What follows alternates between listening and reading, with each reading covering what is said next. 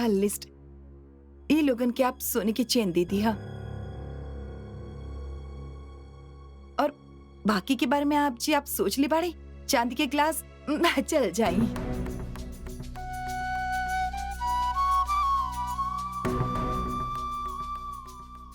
का बाकी लोग ई ना कहे कि बेटा के शादी के बारे में बात तो इतनी बड़ी बड़ी कैले रहल और निकलल कुछ ना। सच कही ना, इतना बड़ा होके पे समाज में बहुत ध्यान से चले के पड़ेला। फिर आप लोगन की इज्जत भी बढ़ावे के बा हमके। रिश्तेदार जे भइल आप हमार।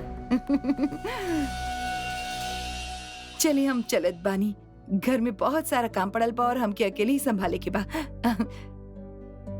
नमस्ते।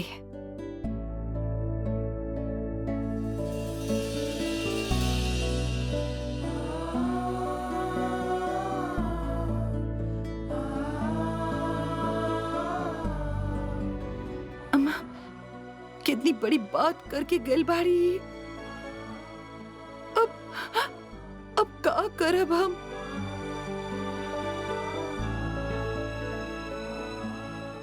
संभाला बहू,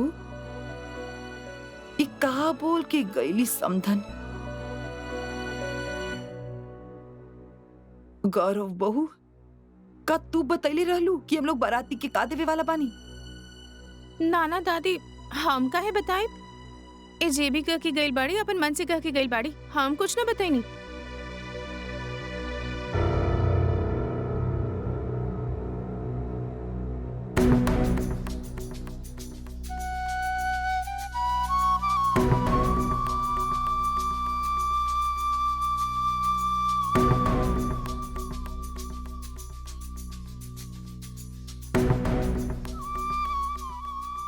पापा। हाँ हाँ बेटा। का बात बा? ना कोनो बात नहीं के, कोनो बात नहीं के बेटा। सम्राट जी के माँ यहाँ काहे आयल रहली? अरे कुछ ना बेटा, कुछ ना, वो बस बारात और जनवासे के बारे में पूछे आयल रहली। बस।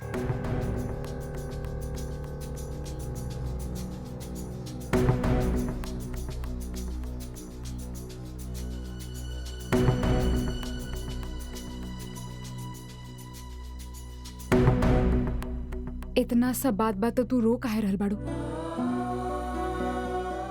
अरे हम रो थोड़ी रहल बानी। हमरे सर में बहुत दर्द बा, आंखें एकदम भारी हो गइल बा। बस और थोड़ी कुछ भइल बा। पागल। अरे बेटा, तू ना समझबू, तोरा के विदा करे के बा ना, यही सोच के घड़ी घड़ी भावुक हो रल बिया, और कुछ ना। बस मौसी, कितना झूठ बोलबू तू। अब हमके इतना पराया कर देले बड़ो कि हमसे केहू सच भी ना कह रहा।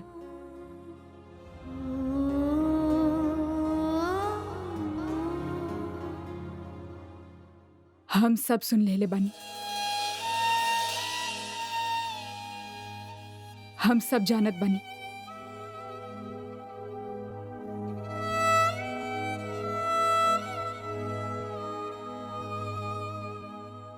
सम्राट जी के माँ इतना बड़ा डिमांड कैले बानी और आप सब हमसे झूठ पे झूठ बोले जा रहल बानी। बेटा तो एकरा में तोहरा के सच बतावे वाली का बात बा? देखा बेटा, ये हम बड़े लोगन के बीच के बात बा, हम तक रहे हुए अच्छा बना। और फिर बेटा, ही जौन शादी ब्याह के मामला होखेला ना, ये घर के बड़े बुजुर्ग ही हल करेलन। पापा, हम इतना छोट बच्ची भी ना बनी। हमरे शादी में हमरे परिवार वाला कौना तरह से पिसल जा रहल बाड़े, एकरा के समझे के हक त बा ना हमके। तो का करी? तोरा के बैठ के सब बता दी तक का समस्या के हल हो जाई। उर्मी, बेहतर यह हुई कि तू ई मामला से दूर रहा। अरे हमनी सब हैंडल कर लेब ना। का हैंडल करब भैया, और काहे हैंडल करब? इतना बड़ा डिमांड कैसे कर सकेले वो लोग? उनके अच्छा तरीका से पता बा ना कि हमनी के पास उनका तरह इफरात पैसा ना बा। फिर शादी के 3 दिन पहले ई तरह के डिमांड करे के का मतलब बा? 100 सोना के चेन दिहल कोनो मजाक बा का? पैसा के कोनो पेड़ लागल बा जे पापा तोड़ी और उर्मी बेटा, ई सब होत ही रहेला। लइका वाला बाड़े उ लोग। अब कब का कौन चीज के डिमांड कर दी है कुछ नहीं कह सकत।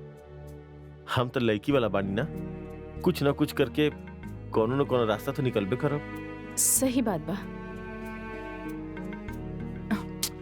ओ का बा ना उर्मी बेटा, अरे लइका वाला बाड़े, इनके कोनो न कोनो मांग लागल रहेला। हाँ बुआ नाजायज बा, गलत बा। ऐसे तक कुछ भी कह जाओ और हम उनकर बात मानत जाए। एक शादी में कौनो घर के सब कुछ खत्म हो जाए तका अच्छा लगी मम्मी? ई तो उहे बात हो गई कि हमरे अलावा ई घर में केहू बा ही ना।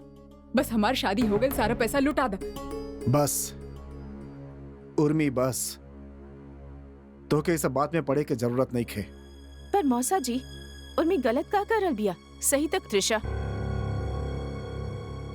का होखी का ना होखी, का करे के बा का ना करे के बा, ये सब देखल हमनी के काम बा, तोहार ना। हाँ बस बहुत बकबक कर ले लू तू। हमके अच्छी तरह से पता बा का सही बा और का करे के चाहिए, समझ लू। चल जा अपना कमरा में। मम्मी, ई मांग नाजायज बा।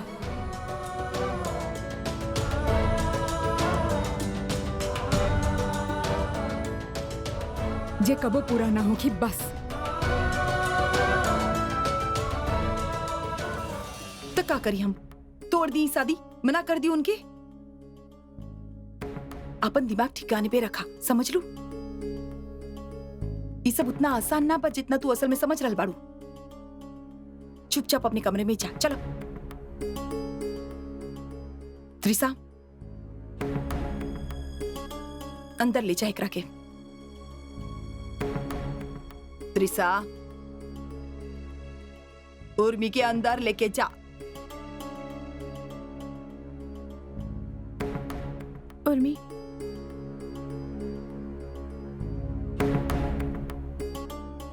चला।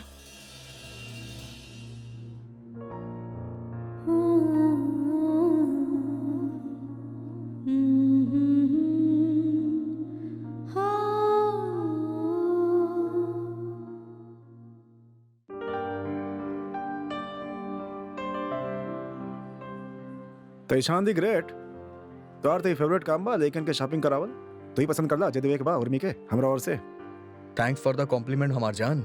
पर लेवे के का बा, गोल्ड या फिर डायमंड? गोल्ड ना, डायमंड देखा यार, चमचमाए लोके के चाहिए। का बात बा, बिल्कुल सही जाता रहा। हेलो, वेलकम सर। बताएं, हम आपके का सेवा कर सकेली? कुछ डायमंड में दिखाई है, कुछ अच्छा चीज। आई भैया एगो बढ़िया से डायमंड रिंग दिखाई, एगो ऐसा चीज जौन हमार दोस्त के होके वाला बीवी के एक झलक में पसंद आ जाए। बस ही समझ ली कि गाना में जान होके के चाहिए, समझला ना?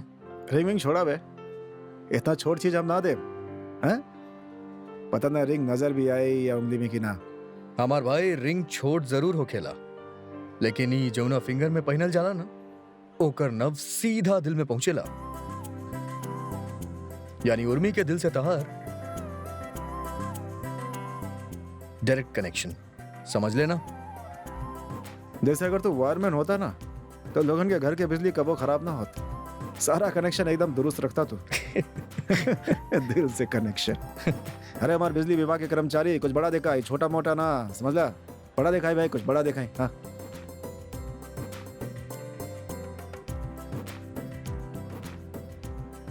दिखावा हो बड़ा वाला।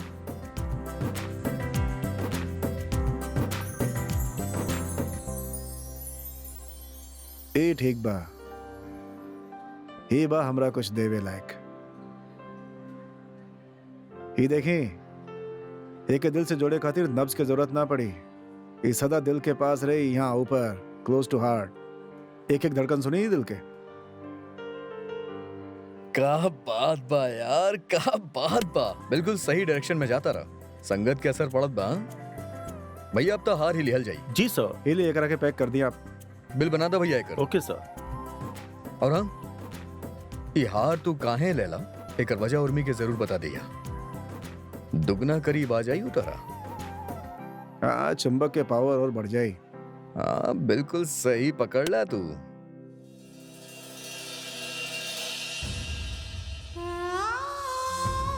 अचानक ऐसे कैसे कर सकेले? गलत भाई, इतना बड़ा डिमांड का दिखावे चाहे ले?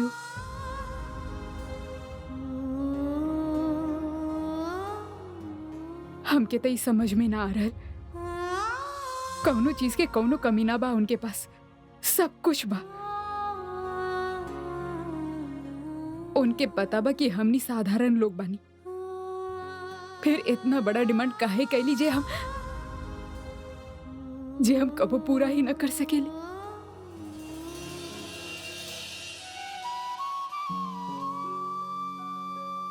कम से कम सम्राट जी के तो समझे के चाहत रहे। पता ना दीदी, सम्राट जीजू के ई बात पता होखी भी या ना? पता कैसे ना होखी अनु, उनकर माँ आके खुद ही थोड़े ना फैसला ले ले होखी, सब मिलजुल के तय कैले होखी। लेकिन अगर ऐसी बात बाप तो हमके ई ना समझ में आ रहा बा कि सम्राट ऐसे कैसे कर सकेला। यह वजह हुई, यही खातिर तो सम्राट शादी ना करे चाहत रहे। अरे बड़ लोग के ना दिखावा की दुनिया होकेला, पर लालच में कौनो कमी ना।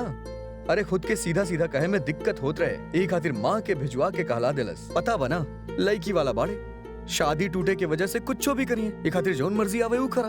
अगर ऐसा नहीं रहे तो हमके पहले ही बता देते, हम आराम से इंतजाम कर लेत। एक दो लोगन के बात हो तो चलत, 100 लोगन के सोने के चेन देहल बताशा बाटे जैसन तबाना लाखों के खर्चा बा।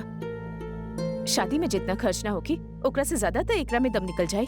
नौकरी पेशा वाला लोग बानी हमनी के, उनकर जैसन बड़ बिजनेस थोड़े ना बा हमनी के। जोर बटोर के हमनी के शादी के इंतजाम करनी बेटी के जन्म से। अब अचानक से ही लोग ऐसा डिमांड कर दिया तो हमनी खातिर तो मुसीबत हो जाए ना। ई देखा रश्मि, तहार फूफा जी के असलियत। ऐसन बाड़े तहार रिश्तेदार, लालची और झूठा शान के दीवाना। अरे सब कुछ भरल पड़ल बा इन लोग के पास, फिर भी कमी पड़त बा। अरे पूरा शहर भी लोग के नाम कर दिया जाए ना, तब वो भी कम पड़ी। अरे तब अपन खातिर थोड़े ना मांग रहल बाड़े, बाराती खातिर तो मांग रहल बाड़े। और हमार बुआ कितना अच्छा बाड़ी, हमनी की अच्छा खातिर तो करल बाड़ी। कल के कौनो बाहर वाला आके मुंह उठा के कुछ भी उल्टा सीधा कह देला तो हम थोड़े ना बाहर वाला के मुंह बंद कर सकेनी। बारे रश्मि, तू तो हर बात की जवाब अपनी नथुनिया पे रख के चलेली, कमाल के वकालत करेली। गौरव, हिसाब लगावा पहले तू, फिर हम अपन सुनार से बात करता नहीं। देखा था नहीं कितना दिन के क्रेडिट दे सकेला वो हमनी के। पापा सब कुछ मिला के 7 लाख के करीब होता। बस, हे भगवान। तू चिंता काहे कर रहल बाड़ू दीदी? भैया और पापा सब ठीक कर दिए। का ठीक कर ली है अनु? का हम अपना घर के हालत न जानत बानी?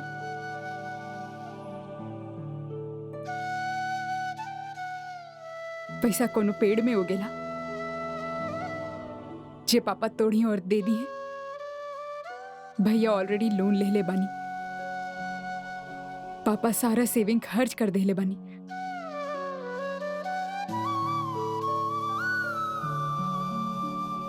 अब का घर बेच के हमार शादी करिए।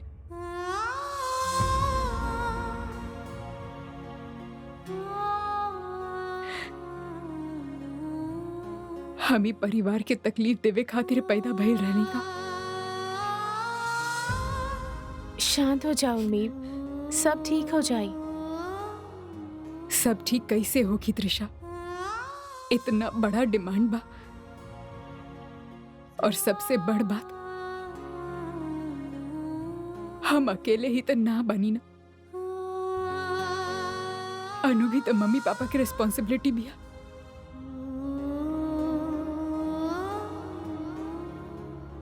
हाँ, हम समझत बानी, पर आई एम श्योर घर वाले कौनो न कौनो रास्ता जरूर निकाल ली हैं।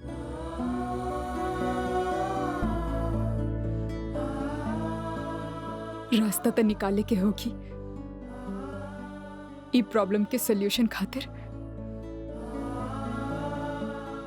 हमरे खातिर इस शादी से ज्यादा जरूरी बा हमार पापा, हमार परिवार बा। हमार शादी कौनो भी तरह से करवा भी देले, पर अनु की शादी कैसे होगी? अरे अनु की चिंता छोड़ा, अभी करब ना कुछ हम। अभी जौन सर पे बा होके देखा। अरे वो समय आई तो हो जाई सब। कहाँ से हो जाई? हम जाने ले नहीं का अपना घर के हालत। अरे बहू, देवी ठीक कह रहल बा। आज की सोच कल के नहीं खे, कल के भगवान पे छोड़ द, वो सब ठीक करी है। हम एक बात कही, अगर बुरा ना मानत तब भैया कायना बारात या के चांदी के चेन पे सोना के पानी चढ़ा के दे दी। अरे सिंधु चुप हो जा। अरे अम्मा, हम बिल्कुल ठीक कर हल बानी। एक बार शादी हो गई, फिर ओकरा बाद केहू का कर ली। भगवान खातिर चुप हो जा सिंधु, मजाक नहीं की हो रहा बा यहाँ पर। और आपन सलाह तू अपने पास ही रखा बस। ठीक बा, ला कुआं में एक बाल्टी डाले से सब ठीक होगी तो करा।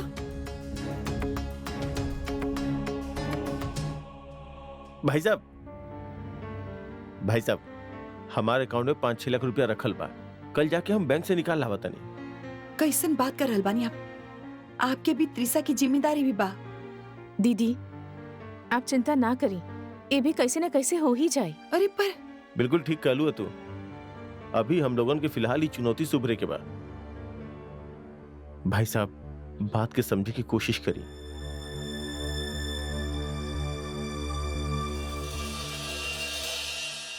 रश्मि दीदी से का मंगवा ले आप मामी जी? अरे शादी में शॉल लाइल भूल गई रही ना, उहे मंगवा ले ली। ठंड अच्छा खासा बाना। अरे हमरा से कह दे तू भाभी, उनसे का मंगवाई नहीं, हम ना दे देती का?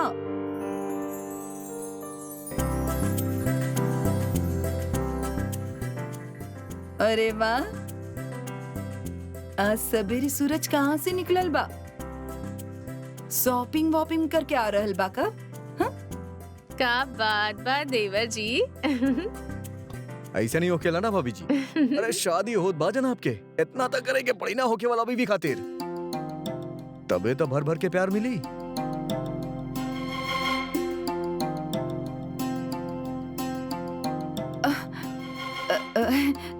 वैसे कहाँ लेके आयल बा?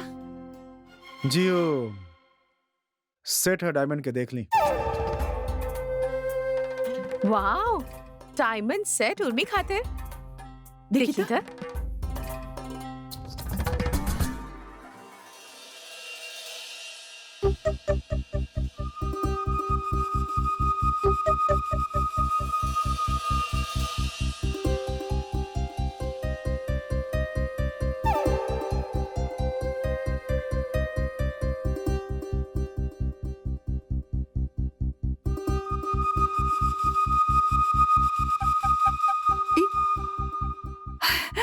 ये तो बड़ा सुंदर बा। देखो तो भाभी। सच में सम्राट, तू तो बड़ा अच्छा तोहफा लाइले बनी दुल्हन खातिर। उर्मी तो खुशी के मारे बेहोश हो जाई।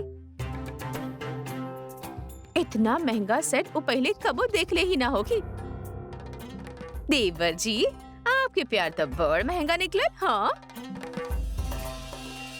हे भगवान, कंचन, हाँ बिल्कुल ऐसा नहीं हार तक हाथ रानी हम सम्राट के बारात में पहने के खातिर।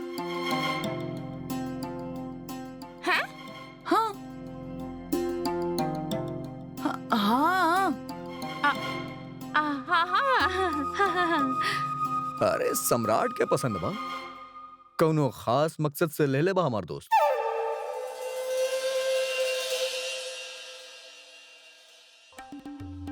हाँ, हमरो भी बहुत मन रहे ऐसन हार पहिनी के।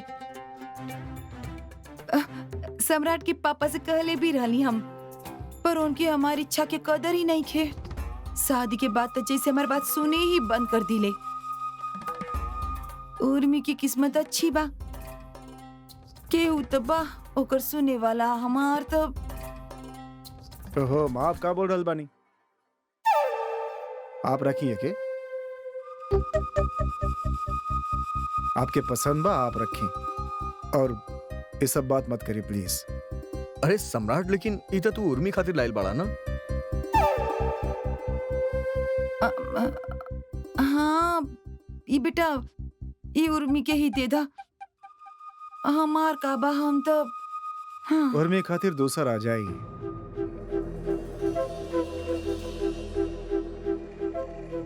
कमी बा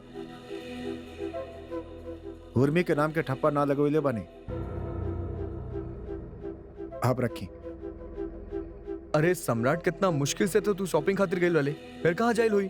अरे बेटा कोनो सुन, बात नहीं, क्या फिर चल जाई। Good night. उर्मी के नाम के ठप्पा ना लगोइले बानी। आप रखी। अरे सम्राट, कितना मुश्किल से तो तू शॉपिंग खातिर गइल वाले, फिर कहाँ जाइल हुई? अरे बेटा कोनो सुन, बात नहीं, क्या फिर चल जाई। Good night.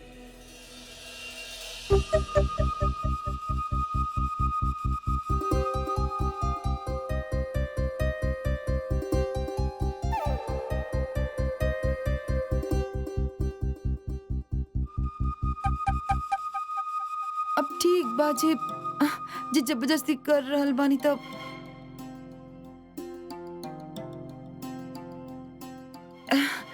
इस सम्राट भी ना हमके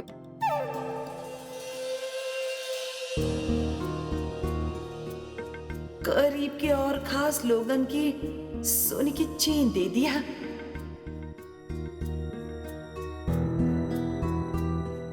सबकरा खातिर नहीं के बेटा, सिर्फ 100 लोगन के खातिर।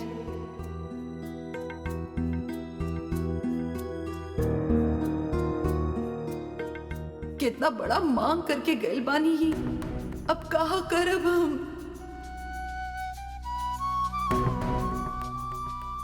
तू चिंता काहे कर रहल बाड़ू दीदी? भैया और पापा सब ठीक कर दी हैं।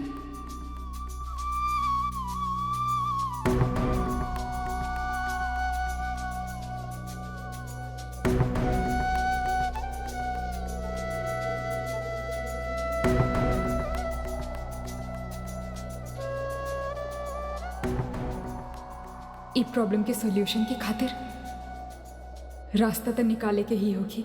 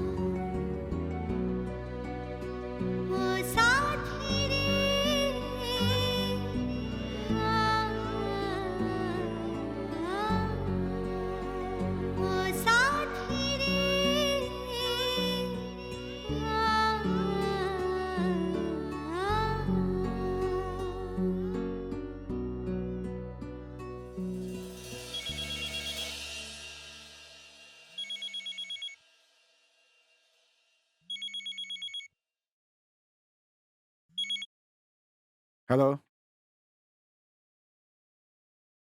सम्राट जी, हम क्या आपसे कुछ बात करे के रहे? आप अभी तक सुतली ना? काफी देर हो गई बा।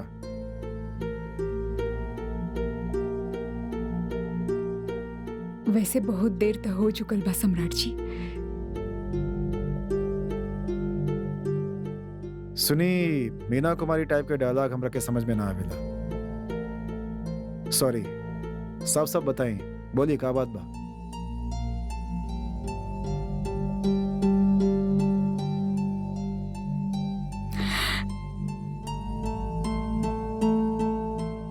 अब आप बोला कि हम आपके सांस ही गिनत रही।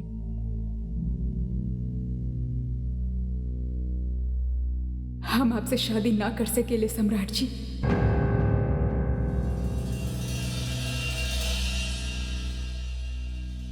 का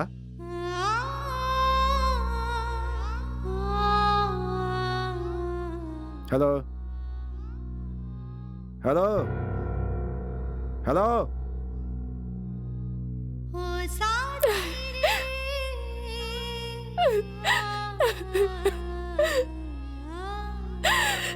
हे ये हमके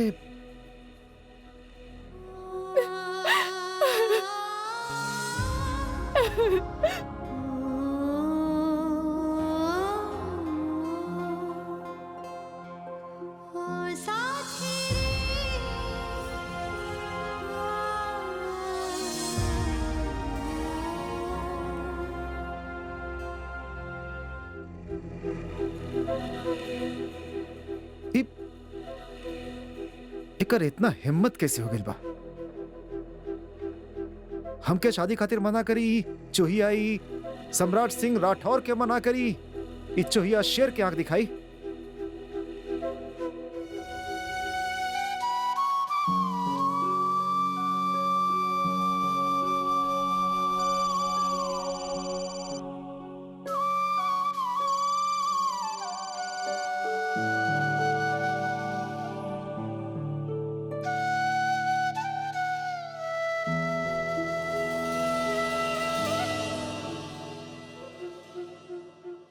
फोन उठाला हमार उर्मी।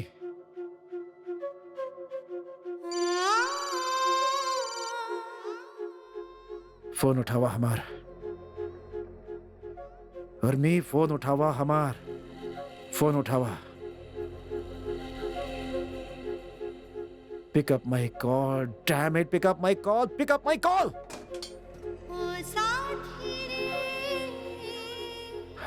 फोन उठावा। Pick up my call. Pick up my call.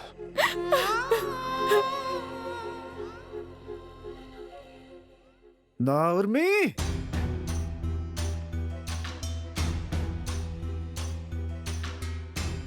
माँ, पापा, दिवाकर, भैया सबके सब बाहर आई।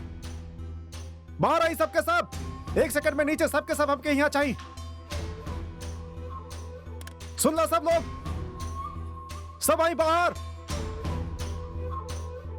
कुछ चाहिए का? बुलावा सबके, जगावा सबके। अरे का भाई सम्राट बेटा, बात का बा? आप यहाँ आई, आप माँ के बुलाई फटाफट। घर के एक एक आदमी हमके 1 मिनट में यहाँ चाहिए। भैया भाभी बुलाई ऊपर से फटाफट। अरे हाँ ठीक बा बेटा, सब आ जाइए, लेकिन पहले बताओ आप बात का यहाँ बा? आई, सब बताई हम आपके। का भाई ईश्वर का बचा रहल तो बड़े? सम्राट भैया आपके और भाभी के तुरंत नीचे बुलेले बाड़े। बुलवाओ तनी। इस सम्राट भी ना पता ना का करत रहेला।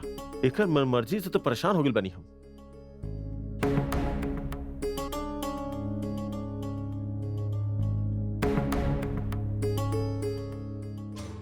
सम्राट, ये कैसन हंगामा बा? का भइल इतना रात के?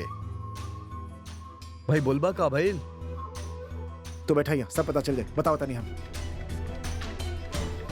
बुलावा मामा मामी के भुगती।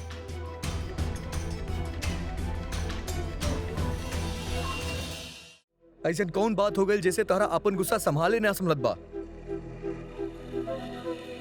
उर्मी हमरा से शादी करे से मना कर दे ले बिया।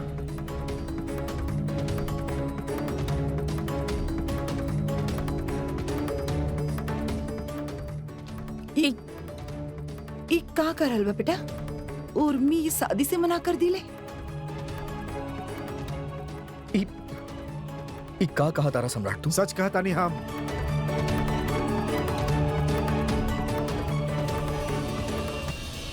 पर ऐसन कैसे हो सकेला? I am sure this is a misunderstanding. उर्मी ऐसा ना कर कि सकेली। हम भी जाने ला ऐसा ना कर सकेली, फिर भी ऐसा काहे केला सूहे सोचता नहीं। आखिर का वजह बा हमरा के फोन के मना केलस हमरा के कि हम तोरा से शादी ना करब? कमाल बा, ऐसन का बात हो गई? आखिर का वजह बा जे उर्मी शादी करे से मना कर देलस ये? वजह ही तो ना बतेलसू। बेटा हो सकेला वो तोरा से बदला ले रहा की कहे कि तू शादी खातिर मना कर दे ले रहे तो अब बदला लेवे खातिर मना करे के नाटक कर रहा की। ना ना, उर्मी ऐसे लेखी ना बिया। बिल्कुल ठीक कह रहल पड़ो, वो ऐसा कबो ना करी। अभी तक तो उर्मी के हम कुछ बतैले भी ना बानी। बेचारी पता ना कैसे संभाल पावत खुद के।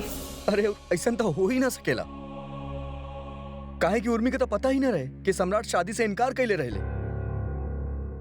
एग्जैक्टली। कुछ तो गड़बड़ बा, लेकिन सम्राट तोहरा ओकरा से एक बार बात तो करे के चाहत रहे ना। पर चला कोनो बात नहीं की, हम बात करता नहीं उसे। ना ईशान ना, पर बिना बात कैले ऐसे हम मना कहनी ना, कोनो बात ना करबा तू ओकरा से। अरे भाई बात कर जाए तबे तो पता चली ना कि का बात बा। वो आखिर शादी करे से मना काहे कर रहल बिया? उर्मी हमरा से शादी ना करल चाहिए, ऐसा हो ही ना सकेला। हमरा जैसे लड़का ना मिली, वो अच्छा से जाने ली बात के। और कौन लेके मना करी हमरा के? अनजाने में ओकरा हाथ लगल लॉटरी बानी हम, लॉटरी। इतना आसानी से हाथ से ना जाए दी हूँ, समझ ला।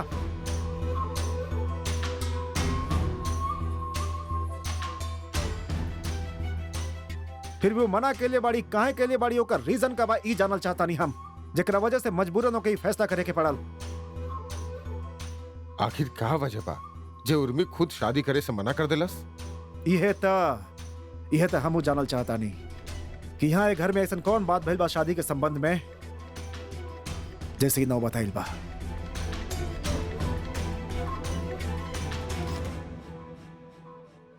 के बोले बा ई जहर, जेकर इतना गंदा रिजल्ट हमरा के फोन पर सुनाइल गेल बा। यहाँ का हो कि यहाँ ऐसा वैसन कुछ ना भइल।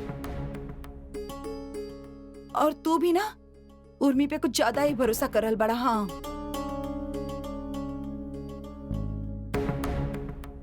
तोहार कोनो बात भइल शशि? हाँ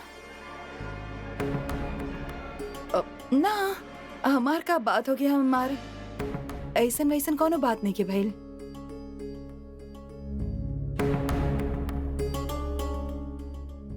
और दिन में तब हम खुद गए नहीं हो जा, सब कुछ परफेक्टली फाइन रहे। हमने खाना खाई, साथ में मस्ती कही, और उर्मी भी हमके ऐसे मिलनी जैसे बिल्कुल नॉर्मल हसत भइल। फिर अचानक ऐसन का हो गया। एक मिनट, हवन के बाद तू कहाँ गइल रहलू? हाँ? कहाँ गइल रहलू हवन के बाद?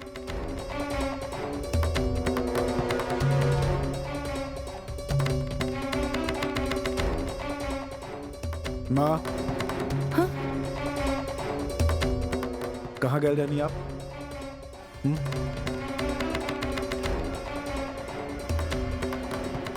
माँ कहाँ गए रहनी आप? हाँ गए रहे।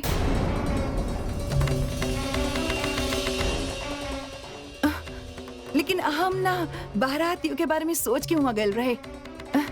देख सम्राट, आज तक हम वो लोगन से अपना खातिर कुछ ना मंगनी, लेकिन फिर हम सोचनी कि कम से कम समाज के सामने, बारातियों के सामने हमार नाक बनल रहे। बस यही खातिर हम उन लोगों से बस ई मांगे गई रहे का कि मंगनी आप उनसे? बस ये बोले खातिर कि कम से कम 100 बाराती खातिर पतली पतली सोने की चेन बनवा दी, बस। और कुछ ना कह रही हम।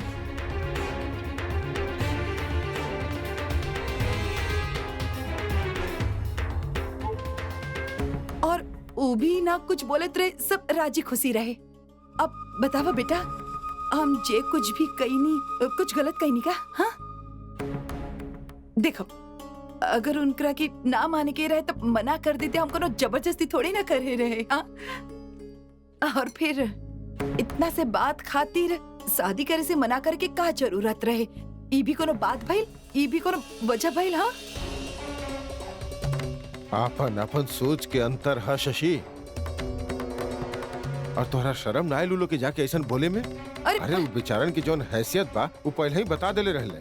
सुना, लेकिन तोहार समझ में ना आयल, चल गेलू उ लोग के पास। हाँ तो शशि, वो मिडिल क्लास लोग बाड़े, ये बात तू अच्छा तरह से जानत रहलू ना। एकरा बाद भी तू सोच भी नहीं खू सकत कि मांग करके कितना बड़ा भार डाल दिलू लोग के ऊपर। तोहार ऐसा ही कल गई बात ये वक्त कितना भारी पड़ रहा बा लोग के ऊपर, तू सोच भी नहीं खू सकत। चला अभी के अभी फोन करके माफी मांगा उन लोग से। चला। ना ना ना ना पापा, कोनो जरूरत नहीं के कुछ करे के। क्यों फोन ना करी?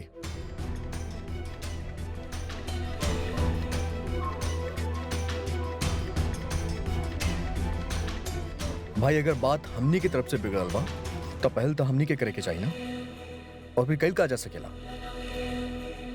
सो सके नहीं आप लोग? जाइए आप अपन कमरा में, हम देखा था नहीं। तू का कहा तारा सम्राट? ठीक कहता नहीं, आराम करा। जाइए आप अपन कमरा में, सब लोग सूझ जाए।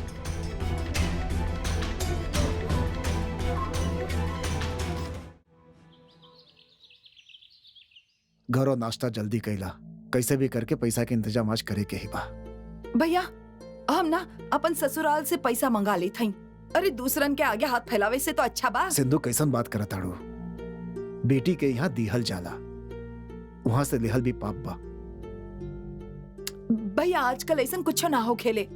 हो जाए ना सब, तू चिंता मत करा। पापा हम बैंक जाके बात करता नहीं, हो सकेला रश्मि के गहना से कुछ गोल्ड लोन की व्यवस्था हो जाए, और अगर जरूरत पड़े तो आप मिश्रा अंकल के साथ ओइजे आ जाइए। वो अगर गारंटी दे दी है तो काम आज ही हो जाई। हम मिश्रा जी से बात करता नहीं। त्रिसा बेटा, उर्मी सुबह से दिखाई नहीं की दिली, आई नहीं किया अभी तक। ला आ गई।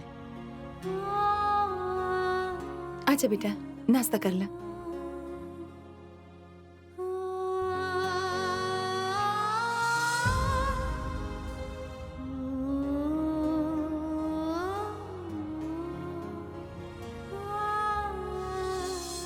हम क्या आप लोगन से कुछ कहे के बा? हाँ हाँ बेटा बोला। हम ही शादी ना करब।